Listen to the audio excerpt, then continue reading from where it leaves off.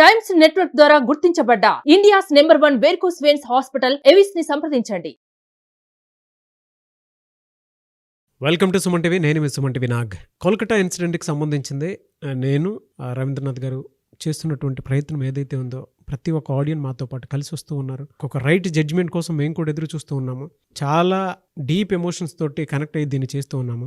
మాతో పాటు చాలామంది వచ్చేటువంటి ఆడియన్స్ ఎవరైతే ఉంటారో వాళ్ళకి స్పెషల్ థ్యాంక్స్. నాగరాజ్ గారు అండ్ రవీంద్రనాథ్ గారు మీకు స్పెషల్ థ్యాంక్స్ అని చెప్తూ మా నేమ్స్ మెన్షన్ చేస్తూ మరీ చెప్తూ ఉన్నారు. అండ్ కొన్ని సలహాలు సూచనలు కూడా ఇస్తూ ఉన్నారు. దీని మీద ఈ డెవలప్మెంట్ మీద మాట్లాడండి, ఇది ప్రజలకు తెలియాలి, అండ్ దీని మీద ఈరోజు కాలేజ్ మీద ఒక్కొక్క ప్రక్షాళన జరగాలి, దీని మీద మాట్లాడండి అని చెప్పేసి సలహాలు సూచనలు ఇస్తున్నారు. సో మీ అందరికీ ఒక్కసారి స్పెషల్ థ్యాంక్స్ ప్రతి ఒక్కరికి కూడాను. అయితే కోల్కతా ఇన్సిడెంట్కి సంబంధించినటువంటి విషయంలో మనం మాట్లాడుకుంటే ఇప్పటి వరకు ఉన్న దాంట్లో ఎలాంటి పురోగతి సాధించింది ఈ కేసు అనేది ఒకసారి డీటెయిల్గా మనం ఒకసారి మాట్లాడుకుందాము. అండ్ సిబిఐ కూడా ఇన్వాల్వ్ అయింది కదా. సో న్యూస్లో వస్తున్నటువంటి ఇన్ఫర్మేషన్ ప్రకారం వాళ్ళ అథెంటిక్ సోర్స్ నుంచి కొన్ని విషయాలు మనం మాట్లాడుకుందాము. ఎక్కడి వరకు డెవలప్మెంట్ వచ్చింది అనేటువంటిది. ఈరోజు మనతో పాటు హైకోర్టు అడ్వకేట్ రవీంద్రనాథ్ గారు ఉన్నారు. వారి మాటలో తెలుసుకుందాం. Hello sir. హాయ్ అండి నాగేష్ గారు. మన ఆడియన్స్ అయితే మనతో పాటు వచ్చి న్యాయం జరగాలి అని చెప్పేసి ప్రతి అప్డేట్ని ప్రతి ఒక్కరికి షేర్ చేసుకుంటూ ఇవాళ ప్రతి ఇళ్లల్లోనూ స్కూల్స్, కాలేజ్, ఆఫీస్లో కూడా అవేర్నెస్ క్రియేట్ చేసి ఒక మంచి ఇన్ఫర్మేషన్ ఇస్తున్నారని చెప్పి మనతో పాటు వస్తూ ఉన్నారు. సో ఈరోజు దీనికి సంబంధించినటువంటి అంటే కేసుకి సంబంధించినటువంటి అప్డేట్స్ కనుక మనం మాట్లాడుకోవాలి అనుకుంటే ఏమున్నాయి అంటే సిబిఐ కూడా ఇన్వాల్వ్ అవ్వటం జరిగింది.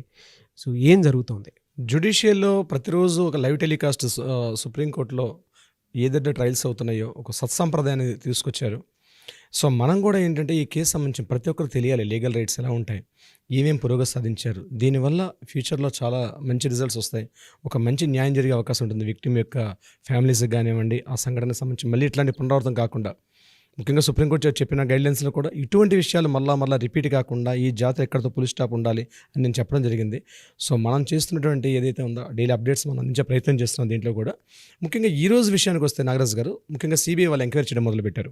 సుప్రీంకోర్టు చంద్రచూడ్ గారు ఇచ్చినటువంటి గైడ్లైన్స్ ప్రకారం ఈరోజు సిబిఐ ఎంక్వైరీ చేశారు. ఆ ఎంక్వైరీస్లో భాగంగా సందీప్ ఘోష్, ఎవరైతే ఎక్స్ ప్రిన్సిపాల్ సందీప్ ఘోష్ గారి మీద కీలకమైనటువంటి డీటెయిల్స్ బయటకు వచ్చాయండి నాగరాజ్ గారు. అసలు ఇలాంటిది ఒకటి ఉంటుందా అని కూడా మనం ఎక్స్పెక్ట్ చేయలేం. అంటే ఎవరైతే ఈ బాధితుడు కల్ప్రిట్ ఎవడైతే ఉన్నాడో ఈ కల్ప్రిట్ ఉన్నటువంటి సంజయ్ రాయ్కి సందీప్ ఘోష్కి మధ్య లింకులు ఉన్నాయి అన్నది ఈరోజు బహిర్గతమైందండి. అంటే ఎవిడెన్సెస్ రేపు మనకు కన్ఫర్మేషన్స్ వస్తాయి. బట్ ఈరోజు అందరి ఇన్ఫర్మేషన్ ప్రకారం ఏంటంటే ఆయన ఫోన్ చాటింగ్స్, ఆయన మొబైల్ వాట్సాప్ చాటింగ్స్, మిగిలిన అన్నింటిలో కూడా ఈ సంజయ్ రాయ్కి ఆయనకి కాంటాక్ట్స్ జరుగుతున్నాయి. అంటే ఈ సంగతి కాదండి, ఈయన యాక్చువల్గా ఆయనకు ఉన్నటువంటి సెక్యూరిటీ బోర్డర్లో అంటే సందీప్ ఘోష్ కాలేజీ ప్రిన్సిపాల్గా ఆయన ఇందాక కూడా చెప్పాం. సందీప్ ఘోష్ ఎప్పుడు కూడా 4 బౌన్సర్స్ వెళ్తుంటాడు. దాంతోపాటు ఎవరైతే ఈ సంజయ్ అనే వ్యక్తికి కూడా ఒక కీ పర్సన్గా ఉన్నాడు దాంట్లో. ఈజ్ నాట్ ఎ బౌన్సర్ అయినప్పటికి కూడా ఈయన కూడా డైరెక్ట్గా యాక్సెసిబిలిటీ ఉందన్నమాట. అంటే చైర్మన్ గారి క్యాబిన్కి కూడా వెళ్ళేంత యాక్సెసిబిలిటీ సంజయ్ రాయ్కి ఉంది. ఇది ఫస్ట్ దొరికింది ఎవిడెన్స్ ఏంటంటే సంజయ్ రాయ్కి అదేవిధంగా ఈ సందీప్ ఘోష్ ప్రిన్సిపాల్ గారికి మధ్య ఉన్న లింకు. నెంబర్ 2, ఈయన ఏదైతే సంఘటన జరిగిందో సందీప్ ఘోష్ గారు ఈవినింగ్ అరౌండ్ 4:30 to 5 o'clock ఆ టైంలో ఈ అమ్మాయి వెళ్ళి ఆయనతో మాట్లాడిన విషయాన్ని కూడా ఇప్పుడు కూడా సస్పెక్ట్ చేస్తున్నారు. ఆ క్యాబిన్లో ఏం జరిగిందనే విషయాన్ని ఈరోజు సందీప్ ఘోష్ని తీసుకొని 6th టైం ఆయన ఇంట్రాగేషన్ చేశారు సిబిఐ వాళ్ళు. ఆ విషయాన్ని రేపు బహుశా వెలుగులోకి వచ్చే అవకాశం ఉంది. బట్ ఈరోజు జరిగిన విషయాలు ఏంటంటే ఇంట్రాగేషన్ మళ్ళీ స్టార్ట్ చేశారు. ఆ ఇంట్రాగేషన్లో ప్రధానంగా వీటికి సంబంధించి అడిగారు. ఈ వాట్సాప్ చాట్లో ఎవరెవరితో మాట్లాడారు, ఏమేమి మాట్లాడారు, ఎందుకు మాట్లాడారు, ఆల్రెడీ రికార్డు ఉంది వాళ్ళ దగ్గర. బట్ ఒక ఓవరాల్ కన్ఫర్మేషన్ తీసుకుందామని ఎక్స్ ప్రిన్సిపల్ సందీప్ ఘోష్ని అడిగారు. అవునండి, ఎక్స్ ప్రిన్సిపల్ సందీప్ ఘోష్ ఈరోజు 6th టైం ఇంట్రాగేషన్ చేశారు. ఈ గడిచిన 5 daysలో 6th టైం గ్రిల్ చేశారు. ఆయనకి గ్రిల్ ఇంట్రాగేషన్ చేశారు. ఆ ఇంట్రాగేషన్లో ఏంటంటే సంజయ్ రాయ్కి, ఎవరు ఈ కల్ప్రిట్ ఉన్నటువంటి సంజయ్ రాయ్కి నీకు మధ్య ఇంత వాట్సాప్ చాట్ ఎందుకు జరిగింది అనే విషయం కూడా జరిగింది. అదేవిధంగా సంఘటన జరిగినటువంటి morning 6:30 to around in between the 9:30 టైంలో, అంటే మార్నింగ్ 6:30 to 9:30 వరకు ఆయన వాట్సాప్ చాట్లో ఎవరెవరికి కాల్స్ చేశారు అన్న విషయం కూడా ఈరోజు ఇంట్రాగేషన్ జరిగిందండి చాలా వరకు. ఇది కాకుండా ప్రధానంగా చెప్పుకోవాల్సింది సందీప్ ఘోష్కి తెలియనట్టు ఒక అదృశ్యమైన శక్తి ఉంది. అంటే టీఎంసీ గవర్నమెంట్, తృణమూల్ కాంగ్రెస్ గవర్నమెంట్లో ఉన్న మమతా బెనర్జీ గారికి ఇక్కడ సందీప్ ఘోష్కి మధ్యన పనిచేసే ఒక ప్రధానమైన ఒక వ్యక్తి, ఒక అదృశ్యమైన వ్యక్తి ఉన్నారు. ఆ అదృశ్యమైన వ్యక్తి ఎవరన్నది బహుశా నాకు తెలిసి రేపు వీళ్ళందరూ ఫైల్ సబ్మిట్ చేస్తారు సిబిఐ. రేపు సుప్రీంకోర్టుకి రేపు లాస్ట్ డే అంటే 22nd August గల ఫైల్ సబ్మిట్ చేయాలి. అందులో ఈ విషయం బహుశా బహిర్గతపరిచే అవకాశం అయితే ఉంటుందని ఎక్స్పెక్ట్ చేస్తున్నాం మనం. ఆ అదృశ్యమైన కీలకమైన వ్యక్తి ఎవరు అన్నది ఇప్పుడు చుట్టూ తిరుగుతోంది. దాని మీద ఆల్రెడీ మీడియా కథనాలు నడుస్తున్నాయి. బహుశా ఈ విషయం రేపు రివీల్ అయ్యే అవకాశం కూడా ఉంటుంది. ఒక కీలకమైన వ్యక్తి ఉన్నారు ఇందులో.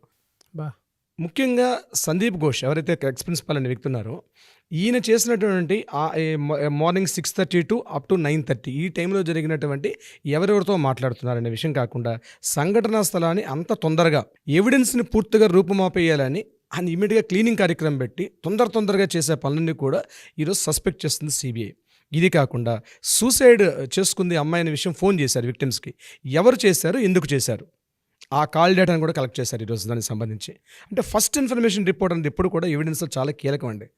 ఒక సంఘటన జరిగినప్పుడు ఫస్ట్ ఇన్ఫర్మేషన్ రిపోర్ట్ అనేది ప్రధాన కీలకం అనమాట. తర్వాత ఇన్ని ఇష్యూస్ బయటకు వచ్చినప్పుడు కూడా ఇమ్మీడియట్గా ఎలా రెస్పాండ్ అయ్యో, ఏమైనా రెస్పాండ్ అయ్యో అనేది ఇంపార్టెంట్ కీలకమైన.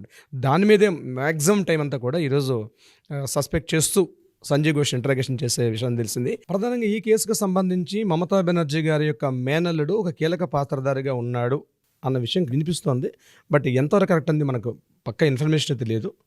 డీటెయిల్ ఇన్ఫర్మేషన్ ఇప్పటికైతే లేదు. రేపటికైతే తెలుస్తుంది. రేపటికి బహుశా రివీల్ కావచ్చు ఆ సంబంధించి. బట్ ఏదైనప్పుడు కూడా రేపు వచ్చే న్యూస్ మీద మాత్రం యావత్ నేషన్ కాకుండా ప్రపంచం మొత్తం కూడా వెలుగు చూస్తుంది, అంటే బట్ వెయిట్ చేస్తుంది.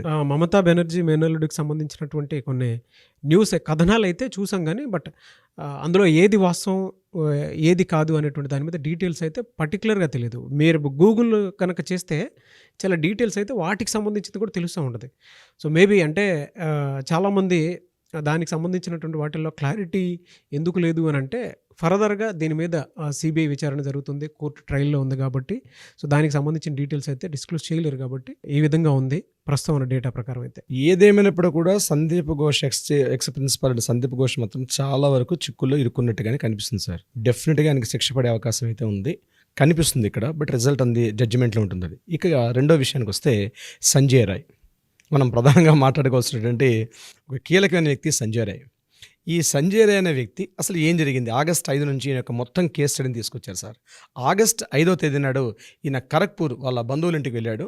5వ తారీఖు నుంచి అక్కడే 5th, 6th, 7th అక్కడే ఉండి 8th ఖరగ్పూర్లో బయలుదేరి 8th ఈవినింగ్ వచ్చాడు. అంటే ఈ సంఘటన జరిగిన ముందు రోజు రాత్రి వచ్చాడు. ఈయన వస్తూ తిన్నగా ఇంటికి వెళ్ళి కాస్త ఫ్రెష్ అయ్యి అక్కడి నుంచి సోనాగచ్చి ప్రాంతానికి వెళ్ళి, అదొక వ్యభిచార గృహం అండి. ఆ వ్యభిచార గృహంలో ఒక అమ్మాయితో కలిసి వచ్చాడు అక్కడి నుంచి. అంటే అరౌండ్ ఈవినింగ్ 4:35 ఆ ప్రాంతంలో. అక్కడ 1 hour అయిపోయిన తర్వాత ఒక ఫ్రెండ్ బైక్ మీద అక్కడ నుంచి చోట్ల అన్నటువంటి మరొక వ్యభిచార గృహానికి వెళ్ళాడు అక్కడ నుంచి. అంటే ఆ మెంటాలిటీ చూడండి సార్, అది చదువుతుంటే మనకే చిరాగ్గా ఉంటుంది అసలు చెప్పుకోవడానికి కూడా. ముందు సోనాగచ్చి ప్రాంతంలో వ్యభిచార గృహానికి వెళ్ళాడు. అక్కడ నుంచి రిటర్న్ అరౌండ్ 4:30 to 6:30 మధ్యలో సోనాగచ్చి ప్రాంతంలో తిరిగినట్టుగా సీసీ ఫుటేజ్ బయటకు వచ్చి అక్కడ ఒక వ్యక్తిని కలిశాడు. అయితే అది అయిపోయిన తర్వాత అక్కడ నుంచి చోట్ల ప్రాంతానికి వచ్చాడు. చోట్ల ప్రాంతంలో మరొక మహిళతో కలిశాడు ఆయన. అక్కడ అరౌండ్ 7:30 వరకు అక్కడే ఉన్నాడు.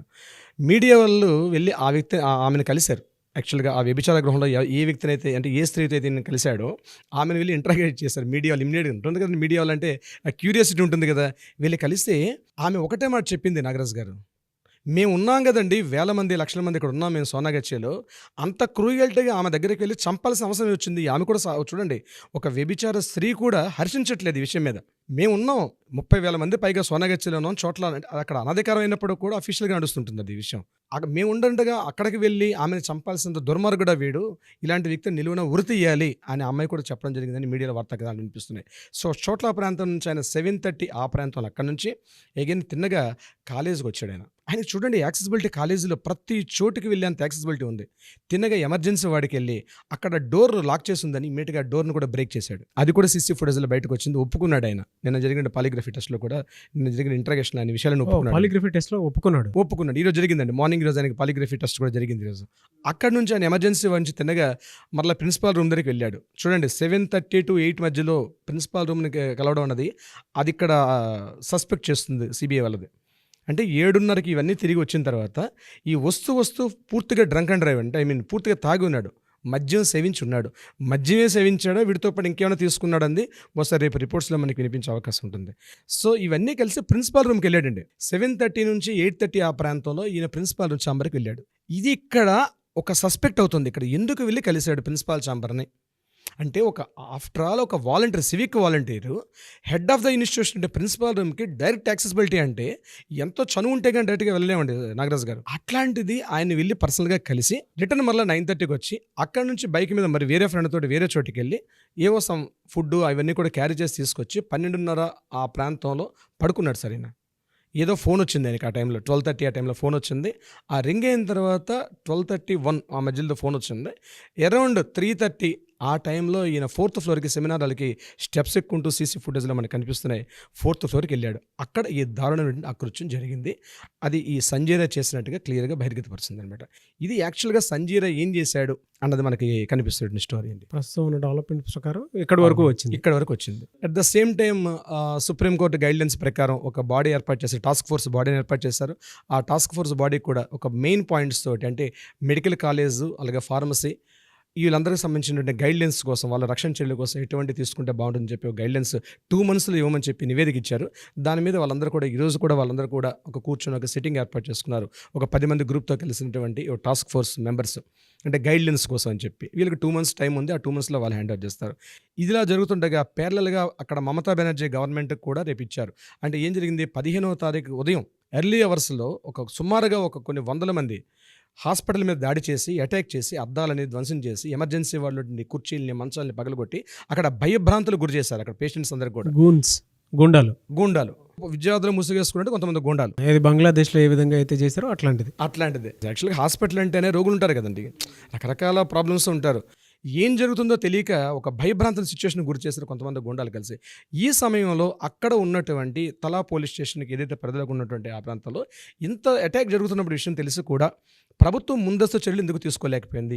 అంతే ఇంటెలిజెన్స్ ఏమైంది? స్టేట్ గవర్నమెంట్ ఇంటెలిజెన్స్ ఇది కావాలని చేశారా లేకపోతే ఇంటెలిజెన్స్ రిపోర్ట్ తొక్కిపెట్టారా అని చెప్పి ఇద్దరు ఎస్పీలని సస్పెండ్ చేశారు. అట్ ద సేమ్ టైం ఒక సబ్ ఇన్స్పెక్టర్ని కూడా సస్పెండ్ చేశారు. ఈరోజు వాళ్ళకు కూడా ఆర్డర్స్ వెళ్ళి వాళ్ళను కూడా ఈరోజు ఇంటరాగేషన్ చేశారు. ఇది కాకుండా ఎవరైతే ఎవిడెన్స్ అనుకుంటున్నారో మోర్ దెన్ 45 మెంబర్స్ని పిలిచి ప్రతి ఒక్కరిని ఇండివిజువల్గా ఎవిడెన్సెస్ తీసుకున్నారు నాగరాజు గారు. ఇది ఈరోజు జరిగినటువంటి డెవలప్మెంట్ ఇలా ఉందండి. ఈరోజుకి ఏదైనా జస్టిస్ కోసం మనం చేసేటువంటి ఈ అప్డేట్స్లో మనతో పాటు వచ్చినటువంటి ఆడియన్స్ ప్రతి ఒక్కరు ఉన్నారు. స్పెషల్ థ్యాంక్స్ నాగరాజ్ గారు అంటున్నారు, స్పెషల్ థ్యాంక్స్ రవీంద్రనాథ్ గారు అని చెప్పేసి అంటూ ఉన్నారు. మనకు కూడా అంటే మాకు కూడా ఒక డీటెయిల్డ్ ఇన్ఫర్మేషన్ ఇచ్చినటువంటి పర్సన్స్ కూడా ఉన్నారండి. ఆడియన్స్ నుంచి కూడా మాకు త్రూ వాట్సాప్ ఒక్కొక్క మంచి సేకరణతోటి మాకు పంపించడం జరిగింది. మిమ్మల్ని నన్ను డిస్కస్ చేయమని చెప్పేసి ఈ ఇష్యూ మీద పర్టికులర్గా ఈ విషయంలో డిస్కస్ చేయండి, ఆ విషయంలో డిస్కస్ చేయండి అని చెప్పేసి స్పెషల్ థ్యాంక్స్ అండి అందరికీ. మీరు ఎంత త్వరితగతిన దీనికి జస్టిస్ జరుగుతుందని ఎంత త్వరగా అయితే వెయిట్ చేస్తున్నారో అంతకు మించి మేము ఎప్పుడెప్పుడు వస్తుందా అనేటువంటి ఉద్దేశంతో ఈ అప్డేట్స్ ఇస్తూ ఉన్నాము. ఎందుకు అని అంటే ఇది మన ఇంట్లో సమస్య, మనమే పరిష్కరించుకోవాలి. ఇది ప్రతి మగాడి సమస్య అని చెప్పేసి మనం భావించాలని. ఎందుకు అని అంటే ఇవాళ మనకు ఒక అక్క, చెల్లి, అమ్మ మనతో పాటే ఉండేటువంటి మనుషులు, వాళ్ళని కాపాడుకోవటం అనేది మన బాధ్యత. ఆ బాధ్యతని సక్రమంగా సిస్టమ్ దగ్గర నుంచి ఒక్కొక్క రెస్పాన్సిబిలిటీతో కూడుకున్నటువంటి డెసిషన్ వస్తుందని మాత్రం భావిస్తూ ఉన్నాము. సో ఎప్పటికప్పుడు అయితే చూస్తూ ఉండండి అండ్ మాతో పాటు మీరు ఉండండి దయచేసి. ఒక్కొక్క రైట్ జడ్జిమెంట్ కోసం మేము కూడా చూస్తూ ఉన్నాము. అండ్ ఇప్పటి వరకు అప్డేట్స్ ఇచ్చిన మీకైతే స్పెషల్ థ్యాంక్స్ అండి. దీని వెంబడి మొత్తం కృషి అంతా నాగరాజ్ గారు, సుమన్ టీవీ యావత్ మీరు ఆల్మోస్ట్ మీ డైలీ యాక్టివిటీస్ కూడా పక్కన పెట్టి ఎప్పటికప్పుడు మనం అప్డేట్ ఇద్దాం, పబ్లిక్ని అవేర్నెస్ ఇద్దాం అన్న దృష్టిలో మీరు చేస్తున్న కృషికి కూడా చాలా థ్యాంక్ యూ సో మచ్ అండి. మీరు కూడా చాలా ఓపిక్గా కూర్చొని దీనికి సంబంధించినటువంటి డేటా అంతా స్టడీ చేస్తూ ఉన్నారు. ఒక అడ్వకేట్ పొజిషన్లో ఉన్న మీరు దీన్ని స్టడీ చేసి ప్రతి దాంట్లోనూ డీటెయిల్స్ ఇస్తూ ఉన్నారండి. Thank you sir. Thank you so much sir. Thank you so much.